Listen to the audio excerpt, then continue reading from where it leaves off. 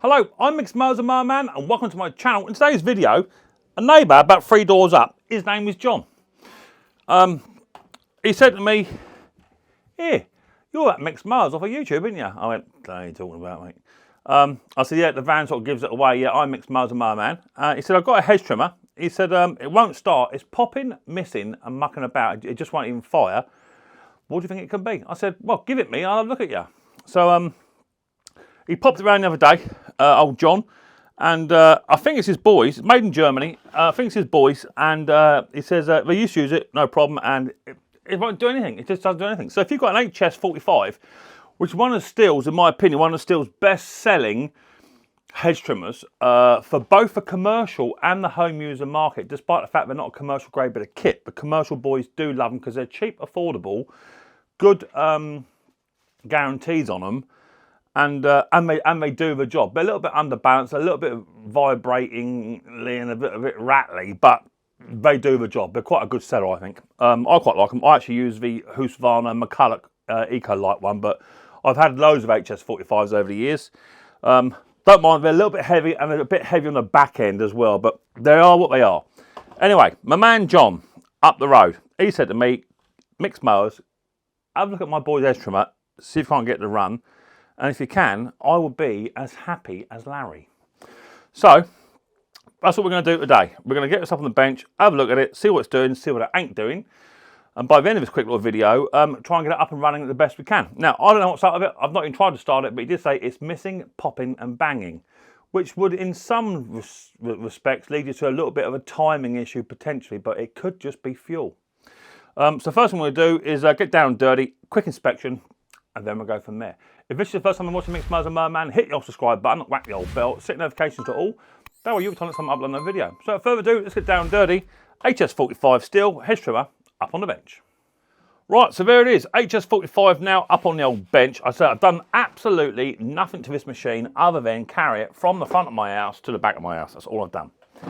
So the man John's quite happy. He's got a, he said, a YouTube celebrity in his own close. Well, I won't go as far as celebrity, but I am quite well known. Done nothing with it, as I say. So let's have a quick little look. Let's check that fuel. The fuel don't smell great. I've got to admit, the fuel don't smell great. So let's go for a quick fire up. See what we can. See what we aren't getting. On start, push that button in there. That'll hold the old throttle down. So you push it in like that, and then push that in. That'll hold it down. We'll give it some pumps. So underneath here, we'll be a primer to the front. It says it's priming.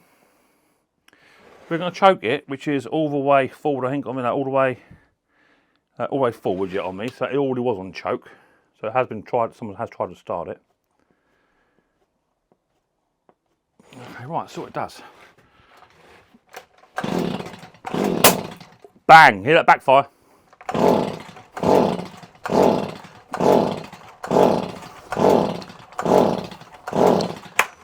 Oh, naughty, naughty machine.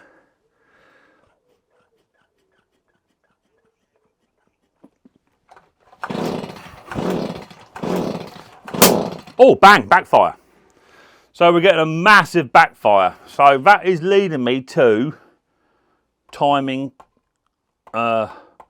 issue within the flywheel. That's where I would like to go straight away. But we need to go through the process of elimination, right? Because it might not be. It might be something simple. So normally, first rule of thumb is add the fuel out and put my own fuel in. So I want to check what this fuel looks like. Now, they're not very big tanks on here.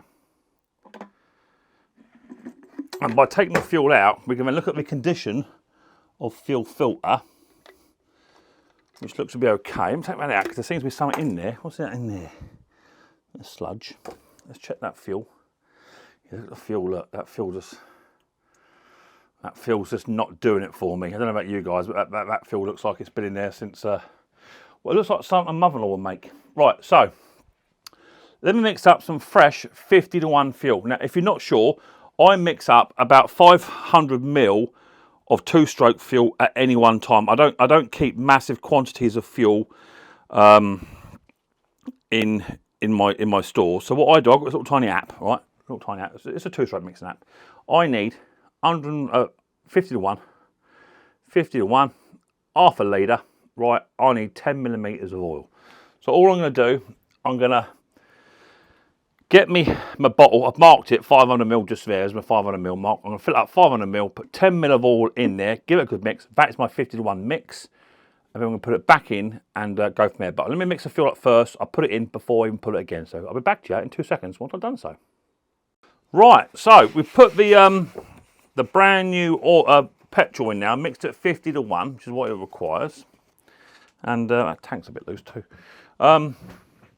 So it's making this horrendous popping noise, which possibly could be fuel, right? Because the fuel in it is not brilliant.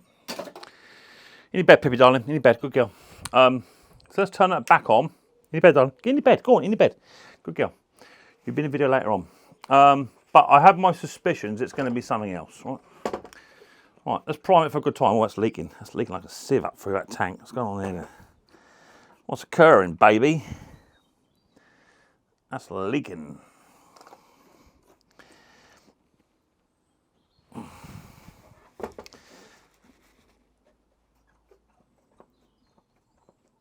That's better. Oh, she's priming now. Right, let's go again. On the choke. Is it going to pop? Pop! So it's popping out of the exhaust, not out of a carburetor. Which means we have an excess amount of fuel in the expansion chamber, and it's just blowing it, it's just knocking it out. We'll try it one more time. Got a bit of a leak on that cap and all. Pop again.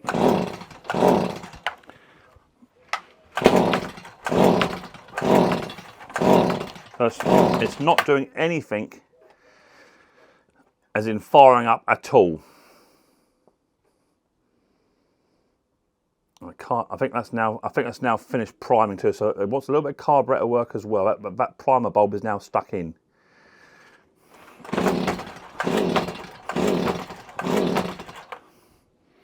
Yeah, it's not a very happy puppy.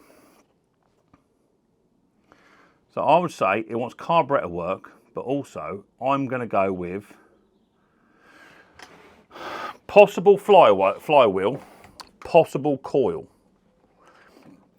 So let's have this HT lead off of this here. I can get it off. My hands are too big. Now that there HT lead boot, that don't feel genuine to me. That's got a really cheap feel to it. That boot just looks to be rubbery. I don't know. I might be wrong. I might just bark at the wrong tree here, Mick. Right, let's have recoil off, quick little nose inside, see what's occurring. So let me move it over so you guys can see a bit more what's going on. Let's move it up just a smidge. So we've got a machine that is refusing to start, it's popping, it's banging. Now I know that my mate Pete, you know my mate Pete, he's the one that struggles with them BR500s. Right. Now he had one of these doing exact same thing, right? And I believe he got a new flywheel off of Mend It Man, you know, my mate Luke, that no one really likes. He got a second-hand flywheel off of him, and I think Pete said something along the lines of the coil that was on it was the wrong coil. Something along that line, one more to do. So a new coil for one of these is going to be about 38 quid, 40 quid. Somewhere in there, from Stihl or Ellis Engineering. Oh, yeah, that there coil is new. That looks like a brand new spanking new coil to me. That ain't done a lot. It's correctly gapped. I want to take that coil off and do some tests on that coil. So let's undo this coil. Same Torx bit. Oh. Now, whilst I'm taking this off, I'm just looking for any other damage where it might be shorting out or doing something it shouldn't be doing.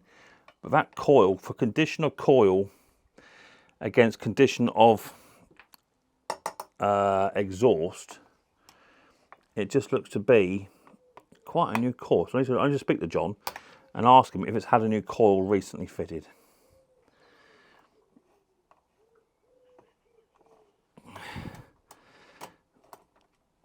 It just looks to be a little bit newer. So we've got a tiny plate there, that's got to come off. And then there'll be another little tiny one here, it's got to come off here and all.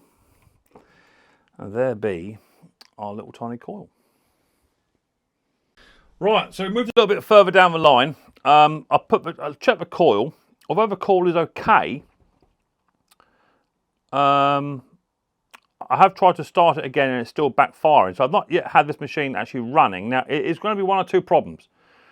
It's either that coil, although it's showing it's okay, is not producing enough spark to start the machine, or this flywheel is the key inside the flywheel here is worn and it's slightly out of time. Now, one of the ways you can test this to make sure your machine actually is good is by rotating the flywheel with a drill. Now, when you rotate this, okay, this is normally on there like that, right, guys? And we tip it upside down. When you pull that, you can see that that's the rotation it's going to go in, okay? But that will just loosen the nut on the crank, right? So what you can do is you can then get your drill and try and start the machine, but have it running clockwise. It won't hurt it, right? So turn it on. Now what I'm hoping to do is just for this machine to actually start, do something. Now it does need carburetor work, okay, because the primer bulb is stuck in. So it does need a bit of carburetor work anyway. But now I'm hoping to do is just try and get this machine just to fire and do something. So I'm going to spin this now, this direction, and try and get the machine just to at least fire up. So there you go. So that just proves the point that the machine will fire, but because we've now got more inertia on that coil, I believe it to be the coil. That's what I think. So put in the comment section what you guys think, the way to go with it. But I'm thinking coil rather than the timing. But put your comment down on what you guys think, and we'll go from there. So I'm going to go forward and purchase a new coil for this and make sure I get the right one. But this coil, I don't know about you, but I'm just a bit suspect of this coil wire. It just doesn't look like steel. It just looks Chinesey to me. It does. It just has that sort of appeal to it. It doesn't look of very high quality this end. So I'm going to get hold of my mates over at D&M Chainsaws. Go check them out. They're down in Warburton in West Sussex. They know absolutely everything there is to know about your garden equipment. They're fantastic geezers and guys. And they're a main Stihl dealer as well, so as well as others. So I'm going to get hold of them. Made in Germany. Here's my make and model. Get hold of them. Get a price for a new coil. And when I come back, we're going to fit a new coil and try that. If not, we'll be going back down and maybe get a new flywheel too. So we'll see how we get on. But I think it's one of those two items. Put it in the comment section what you guys and girls think. Right, so I'm back. HS45. I've been busy at work. Been so busy at work, it's not even funny because this is only a hobby. It's not a job. It's just a hobby and an interest I have. So been at work on nights and what have you. Blah blah blah blah blah. Back on the HS45. Spoke to my very good friends down at DM Chainsaws in Warburton in West Sussex. If you're not familiar with DM Chainsaws, they are a Stihl dealer and other dealers too, but they are an absolute wealth of knowledge. So make sure you go and check them guys out, okay? Because they really have got me out of a pickle here. Do you remember what I said to you about this coil being copy, okay? The reason I say it is, let me just show you what I'll take this coil back off. I've already fitted the new coil. Let me just show you the difference, right? So you got this head here. Let's do that, right? So you got this, let me swing it around. So you got this boot here, right? That is the copy boot. Just take note how shiny that is, right? How flimsy that is. And look at the boot, okay? The coil itself looks to be okay, right? No problems with coil. But look at the difference in boot. So you've got that boot there. It comes at a nice tidy angle like that, yeah? Nice big right angle, yeah? See that? Like that? And that one there is different. That's the difference between Stihl and copy. And also if I put these coils together, pretty much pound for pound, You can see you've got so much more excess on this coil lead, okay? Now the coil number you're after for this one is there. Can you see that? I'm trying to get it for you, because I know it's really important. And the reason I say it's important is because, there you go, there's the numbers there, if you want to pause the old screen. The reason I say it's important, guys, is because when I spoke to my mate down at DM Chainsaws, yeah, got that coil, it's on the shelf, come get it, Mick, no problem. But when I went to go and get it, he said, actually, I don't think it's actually the right coil. It looks like Stihl have had big problems with their coils on me, especially with HS45s, and they have changed and reverted back to and done bits and pieces. So the coil for this one, this is 2005 HS45, and the number I've got on the side of it is 164147682, right? Which brings you to the coil you're after. I'll give you all the numbers, is a 4140 space 1308 space D, and it says MC2 and then 1914 at the bottom. The reason I'm sort of want to pay attention to this is that when I saw my mate down at DM Chainsaws, he said he was up most of the night mucking about because the website on Stihl dealership wasn't clear, and it kept saying this will not fit this model, this one will fit this model, but it's been superseded by this one, but that superseded one will not fit this one. And he said it's an absolute minefield. Anyway, done a bit of research, and good on them, right? Because that's what you're paying for. You're paying for a service, and without a doubt, DM Chainsaws definitely sorted me out. So the new coil's now been fitted, right? And you're supposed to gauge it up. Now, if you've got a spark plug box like that, or a bit of cardboard like that, right? All you've got to do, literally, is just put when you mount your coil on, just do the two bolts up nice and loosey-goosey, right? Do them up nice and goose. Take it away from the magnet and then just slide a bit of paper in just like so, right? And then do your coil back up behind it, okay? And then when it goes round for your magnet, you'll have the correct air gap in there. Now, if you don't have the air gap in there, up tight against the magnet and the paper, then you're not going to get a spark. If it's too close, you won't be able to pull the machine over. Does that make sense? I hope it does. So I've now got my HS45 brand spanking new coil. Coil was about 40 quid, 38 quid, something in there. I had to go and pick up from Warburton as well. So yeah, not silly expensive like you would guess.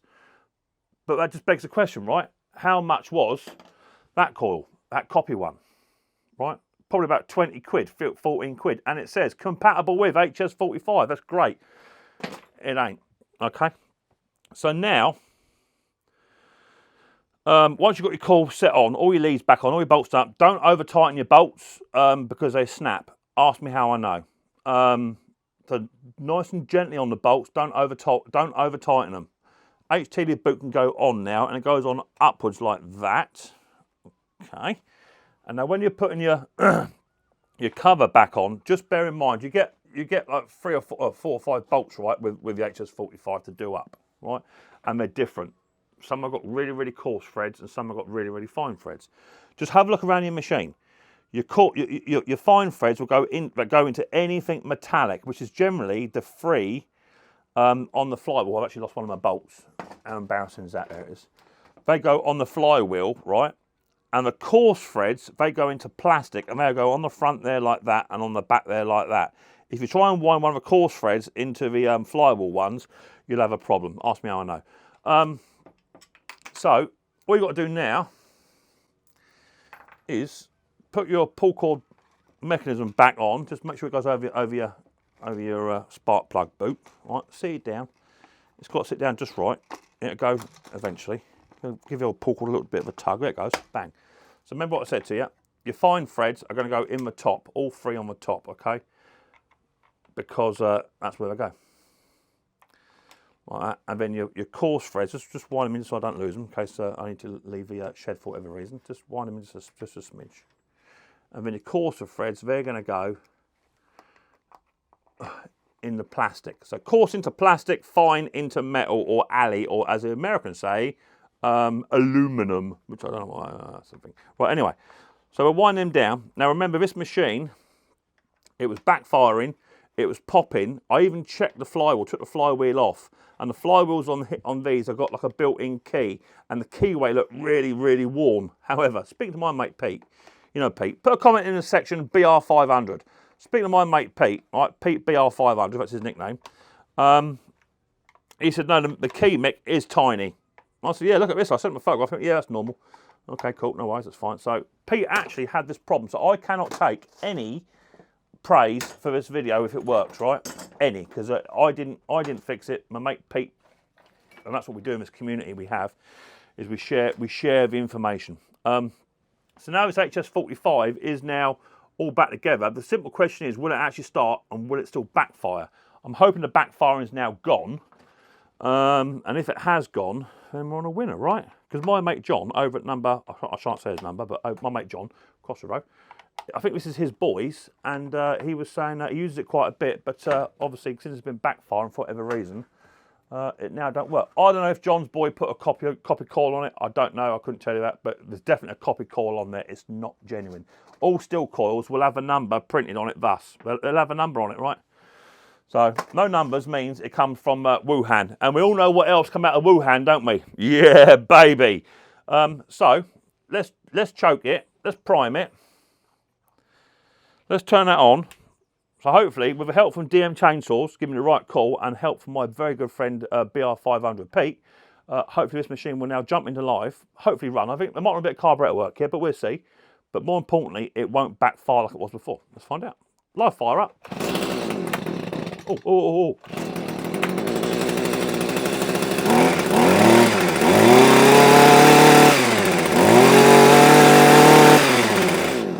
Look at that, baby.